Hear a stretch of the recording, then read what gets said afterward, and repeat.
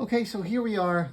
This is kind of an overview on uh, glues and leather and cloth. First thing is, I'm gonna give a disclaimer again that I'm not the ultimate expert on any of this. I can guarantee you I'm not, but I can tell you some things I have observed and that I myself have used. Um, first, first thing we're going to talk about is glues. So here's like Titebond glue, which I have several iterations of it sitting around. Um, Titebond glue, okay, wood to wood, where you don't have any vacuum being applied to the joint, where the two pieces of wood come together, like a Striker pneumatic to a deck. No, completely unsuitable. For say a piece of veneer or molding that has to go back on, that's might not ever be removed again in the lifetime of the piano, this is perfectly fine. But the one thing is about Titebond is basically, think of it as a plastic. It creeps, which means that if you have one surface, another surface, and weight is applied to either one of these surfaces that makes it want to shear, okay, well, it is going to make it creep over time. They are going to be like tectonic plates that are going to move. So as long as they're not having weight applied and a shearing force, this is okay. Be aware that Titebond glue dries in a lacy sort of a pattern. It is not a solid where the glue goes on and it remains solid. No, this dries in almost like, think of a spider web. Okay, that's what this does. But it can be used to do veneering with. If you use the Titebond glue and you apply it to a piece of veneer and to the piece of substrate and let it dry, set up, then put the two together and use an iron set on a, not quite into the cotton, but hot enough to cause the glues to melt together, because they do that. And they will allow you to do some veneering. Two-part epoxies, J&B Weld, two-part epoxies. They're great. Most people know how to use epoxy. No big thing. They are parts. For the most part, you want to squeeze out equal amounts. Mix them together thoroughly for at least 30 seconds to get them well mixed. It does not creep, as I was telling you that the wood glue does. It does not creep. It does not form a lace work pattern or a spider web type pattern. It remains the puddle, the contact that you put together on them. So it stays. Shellac, burnt shellac. Burnt shellac made by literally burning the alcohol, and I'll just put a little goop on here. Oh, this is perfect because I'm gonna throw this away. This is perfect, and I'm just gonna squeeze out some so you can see what burnt shellac is like. Look at that. It's thick. It pretty much remains on a vertical surface. It has a pretty good tack to it. If I were to put my fingertip into it, it would remain on there. A little bit difficult to get off of you, but with suitable amounts of scrubbing, once it's dry, you can get it off. It is sandable, so if you ever need to remove it, it will sand off once it's dry. Don't try it before it's dried, because you'll end up gumming your sandpaper. This is a version, it's not plastic glue as we know it, but it's very close to it. It's also kissing cousins to what was that stuff? Oh, the Rue Glue. It's a kissing cousin to the Rue Glue, but not exactly, but it's close. Aleene's Tacky Glue. Where would I use Aleene's Tacky Glue? Not a whole lot of places. Again, it looks very much like Elmer's glue, but it is not. It tends to, when it dries, it tends to remain somewhat flexible. It will dry somewhat clear, if not clear. The downside to this, beware of it. It will not easily come off of wood. Once it gets into these fibers of the wood, it is tenacious, it is horrible, and if you ever encounter it with somebody else's work, you will want to tear your hair out or get hold of the people that did it, because it's absolutely miserable to try to work with. But as far as, like, you have a 32nd inch nipple going into a piece of wood and you want to seal around it, that's perfectly fine. You can use that, especially if the wood is painted. And you can use it to seal around it. Better would be the shellac, but this is perfectly acceptable to use to seal around nipples. Here's my go-to. Oh, look. This is hot hide glue in the crystal form. I'm going to do a separate video on how to put this into a glue pot and show you the couple of different consistencies of it. So this is hot hide glue, comes in this flake form, very close to granular form, and great wood to wood, fantastic.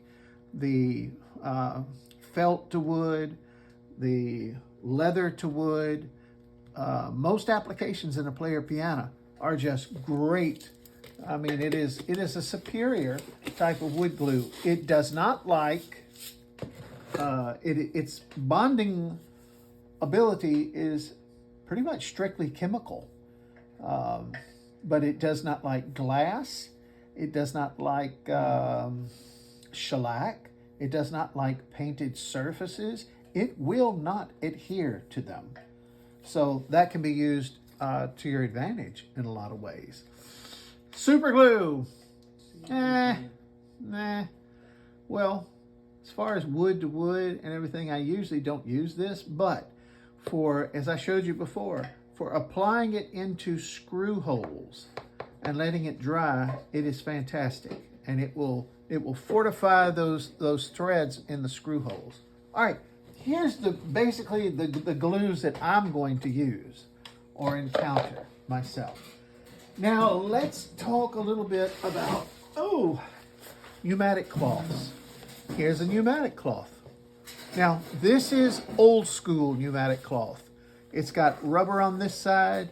It's got cotton fabric on the other side. They're bonded well together. This, you can find it, it's either going to be really good or it's going to be really bad. That's all there is to it. That seems to be pretty much the standard, that you're going to find some great stuff. Now, it's no longer made in America, as far as I know. But this cloth, like I said, it is the old standard. It's basically what they used to use to do player pianos with. It usually runs, 50, 52, 56 inches wide. You buy it by the foot or by the yard. And it's, hot hide glue will adhere to the cotton side. Doesn't particularly care for the rubber side, but it will adhere to the cotton. So will the plastic glues. So will most of the other glues will stick to this cotton fabric. So if you want to find it, look around. I know that John Tuttle with Player Care, that's Player Care, and John Tuttle imports some of this. And I have not tried it, but I understand from John that it is really some superior material. So it should last you 35, 40 years under regular, usage in a player piano, that's great. This is another piece I got from John Tuttle. This is motor cloth. This is cotton to cotton with a rubber membrane between the two. Great. This is some great stuff. I'm telling you right now, this is good. And I've used a lot of different manufacturers for motor cloth through the years. This is really good stuff. It smells, you can have a little bit of a smell of the rubber, and that's a good indication also. He also sells bellows cloth. Now, one side is acrylic, has an acrylic finish. The other side has a cotton finish. The hot hide glue will adhere only to the cotton. It is not compatible with the acrylic side. All right, so if you order from John, and again, this is great stuff. I'm not going to discuss what it's commonly used for because you do your investigation and find out. But as far as the application for bellows, man, the rubber between these two sides is fantastic. It's gonna hang in there for years. So again, John Tuttle has this at Player Care, and do not be concerned. It is a fantastic product. No, I don't get any kickback from John whatsoever. I'm not paid to really mention his name or his site, but I'm just telling you, that's some good stuff. That's basic types of pneumatic material. There's some other, thicknesses of it, but that's the very, basics of it. The striker material, the motor cloth and peripheral pneumatics, and then you have the bellows cloth.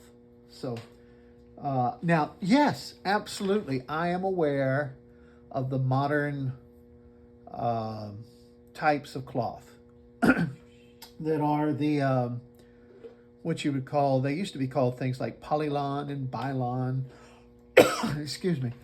But it's basically a polyurethane onto a nylon material. I don't like it.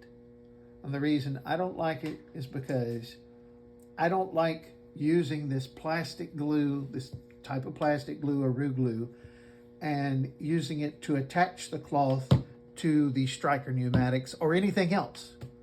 Because once it goes onto a striker pneumatic, this white glue, and it goes in there, and once it's dry, it's going to live with that board for the rest of its life, practically. Hard to get out of it. Yes, you can use steel wool with some acetone and scrub it to try to get it out of it, but it's basically in there. Let's move to leather. Man, leather is a mysterious item to have to look for. This is beautiful. Now, I'm going to tell you a couple of sources for leather. Columbia Leather, that's Columbia Leather, is an excellent supply house for leathers. Unfortunately, most of the leathers they carry are sheepskins. And sheep is not a great leather for player piano use. For a pipe organ, fantastic. For player pianos, not so good. So you have Columbia leathers, but we also have what's called Tandy, which is T as in Tom, A-N-D-Y, Tandy leather. And they have, their website is filled with all sorts of information. But here's a beautiful piece of leather from Tandy. And it has this, super soft suede side to it, and the other side has a more finished side. But it does not have a wax finish on this unfinished side. So, good stuff. Leather, here's leather. Now, this is purchased, this is used for pouches. This leather is called Morton leather. as in Robert Morton, the organ maker. This is called Morton leather. And Morton leather is pretty tough. It's pretty airtight, but not completely. And you can get this in several thicknesses, from very thin or extra thin, all the way up to a thicker version of it. Columbia, Oregon. Columbia, Oregon for pouches. Now, again, it is a sheep, but it's acceptable. This is a thicker version of it right here. So go to them. Here's another piece of leather. This is another, you see I've been punching valves out of that. But this is a beautiful, beautiful leather. Again, mostly unfinished. I mean, I can't find anything that keeps it from adhering. That's a danger you have to watch out for. Because sometimes when you get a good leather, or you find one that's got a beautiful surface, suede surface, the other side has a waxy finish. And wax will not stick to hot hide glue. So be very careful, very careful. If you get some, we'll talk about that in a moment. If you get some that has it, there are some things to try. This is regular. See, this is the traditional Havana brown or whatever of pouch leather. But let's get over to the gasket leather. Great stuff. Columbia Organ Supply. Columbia. This is cowhide. It is tough as nails. If you use hot hide glue to glue this to a board for a gasket or whatever, iron it down, because the iron helps to drive the hot glue into the leather. And when it's completely dry, it is almost impossible to pull this leather loose from the wood. It's either going to rip a layer of wood off or take a layer of this leather off. Good stuff. It is suede on both sides, so it will adhere beautifully with hot hide glue. My friend is over here. He was trying to hand me. Oh, this is reed organ, which really has no use in player pianos, but it is has a cotton backing to it and just a rubber finish, typically used for reed organs. And here is a bigger piece of the motor cloth from John Tuttle, Player Care. He was trying to show me this. I forgot all about it. Fish glue. I know right now you're thinking, what the devil is fish glue? Columbia Organ leathers. Fish glue, I use it. Not in real important applications where I need the great strength, but it's about half as strong as hot hide glue. The convenient thing is about this, you don't have to heat it up. You can use it right out of the bottle. You can brush it on. You put the leather, felt, whatever into it. It has a very high tack to it.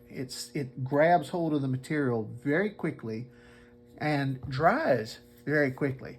Its only downside that I have ever found is the fact that it is not happy with higher humidity moisture. Okay? It doesn't like it.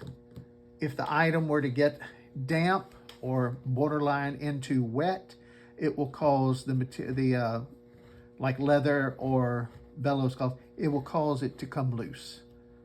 So, but it is other than that, it's a great stuff. It is sandable also. So these are yeah, he was just showing me this. This is a piece of hide glue, came off of one of the brushes. And you see it's a little bit flexible, but it was inside the glue pot.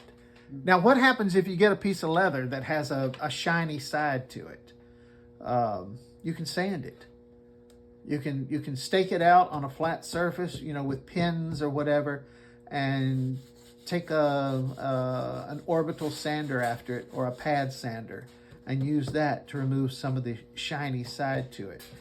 If you have one that you question, always test these things. Don't ever trust, leathers or bellows cloth. Go ahead and test it.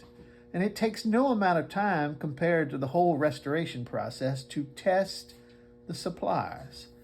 And if you cut a little piece of leather that has a shiny or what appears to be a slick side to it, put that onto a little smear of hot hide glue or tacky fish glue, or put it into a little smear of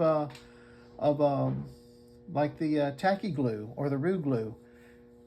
When it's thoroughly dry, test it. See if it pulls loose easily. If it does, don't use it, or find some other way to modify it. I would suggest, again, sanding. You can also try to wipe it down with a little bit of lacquer thinner, a very light amount of lacquer thinner. But don't trust anything unless you have tested it. And speaking of leathers, you do know what you're supposed to use for valves, right? Maybe not. Maybe not. Well, bust my buttons. Here is a standard, and the standard has a valve which basically has a patent or a kind of a plastic finish on it. Why does it have that? Because it's seated against metal. This seat seated against metal. The other valve that was on this was it's seated against wood. So what difference does that make? Because when you're dealing with the seats, first thing to consider is what it seats against. If it is metal, use smooth or smoothest. If it is wood, use suede. Okay? That's the general rule of thumb. A metal seat takes smooth leather. A wooden seat takes a suede finish leather. So if you keep that in mind, you'll avoid some grief. So I hope this has helped. It's a lot of things to take into consideration. But always think about it before you do it. And do not be afraid to test any materials. And the materials would also include your glues, your bellows cloth, your leather. Because when you spend that amount of time gluing a whole bunch of valve facings, you don't want to turn around and find out that they're not adhering. Only do, 2 maybe. And then test them once they are thoroughly dry.